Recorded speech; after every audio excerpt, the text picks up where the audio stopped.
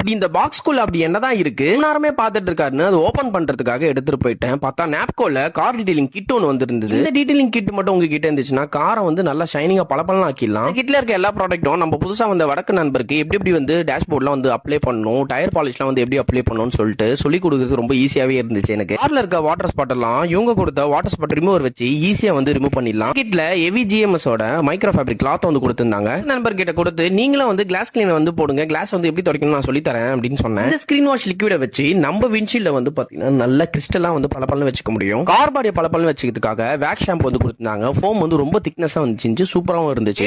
Black parts எல்லாம் வந்து பாத்தீங்கன்னா இந்த மாதிரி ஷைனிங்கா திருப்பி ரீஸ்டோர் வந்து பண்ணிக்க முடியும். இந்த பிளாஸ்டிக் ரெஸ்டோரேஷன் வச்சு வாஷ் பண்ணதுக்கு அப்புறம் ஃபைனலா வந்து பெர்ஃப்யூம் வந்து அடிப்போம். இவங்க கொடுத்த பெர்ஃப்யூம் வந்து தரமா இருந்துச்சுன்னே சொல்லுவேன். இந்த மாதிரி வந்து கிட் வேணும்னா அவங்களோட பேஜ் ஃபாலோ பண்ணிட்டு அவங்களோட வெப்சைட் மூலமாவே ஆர்டர் பண்ணிக்கலாம். நம்ம ஷாப் வந்து எங்க இருக்குன்னா சஸ்டிகா கார் கேர் தாம்பரத்துல வந்து இருக்கு. சோ அடுத்த வீடியோல பார்க்கலாம். Tata bye by.